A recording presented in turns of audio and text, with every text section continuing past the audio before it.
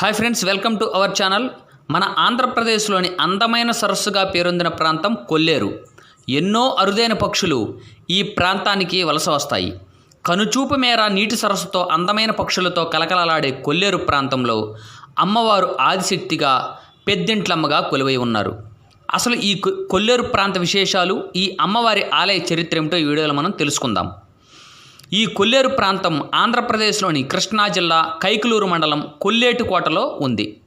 నీటి మధ్యలో ఉన్న ఒక ద్వీపమే ఈ కొల్లేటికోట. ఇక్కడ అమ్మవారు 9 అడుగులతో విశాల నేత్రాలతో పద్మాసన భంగిమలో ఆసీనులై పెద్దింట్లమ్మవారిగా కొలువై ఉన్నారు. ఈ కొల్లేటి ప్రాంత ఆరాధ్య దైవం ఇక్కడ అమ్మవారు. ఈ అమ్మవారి ఆలయం దశాబ్దాల చరిత్ర కలిగినది. ఈ ప్రాంతంలో పూర్వం 2 రాగిరేకులు లభించాయి. పూర్వం ఈ కొల్లేరు ప్రాంతంలో లంగుల్య గజపతిరాజు కోటను నిర్మించుకొని ఈ ప్రాంతాన్ని పరిపాలిస్తూ ఉండేవాడు.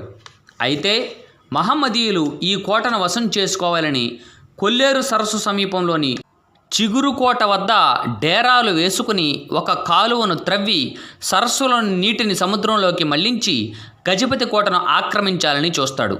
అదే నేటి ఉప్పుటేరు సరస్సుగా పిలువబడుతోంది.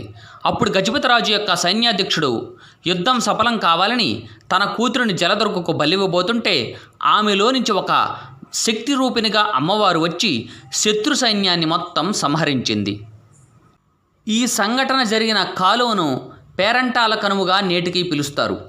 తరువాత లంగుల్య గజపతిరాజు సైన్యాధిపతిని కలిసి పూర్వం జలదుర్గ ఉన్న ఆలయంలో శక్తి స్వరూపిణిగా అమ్మవారిని ప్రతిష్ఠించారు. అందుకే నేటికి ఆవిడ కన్యగా ఉండి ఈ ప్రాంతాన్ని కాపాడుతూ ఉంది. అందుకే పూర్వమే ఉన్న జలదుర్గకు గోకర్ణపురం గ్రామంలో ఉన్న గోకర్ణేశ్వరునికి ప్రత్యేక కళ్యాణోత్సవాలు జరిపిస్తారు. అయితే పూరి జగన్నాథుని ఆలయంలోని గాంగుల్య గజపతిరాజు మునిముత్తాత తాము సూర్యవంశం అని వ్రాయించారు. ఈ ప్రాంతంలో నివసించేవారు సూర్యవంశానికి చెందిన వారిని గాంగుల్య గజపతిరాజు కాలంలో ఒరిస్సా నుంచి ఇక్కడికి వలస వచ్చారని అర్థమవుతుంది.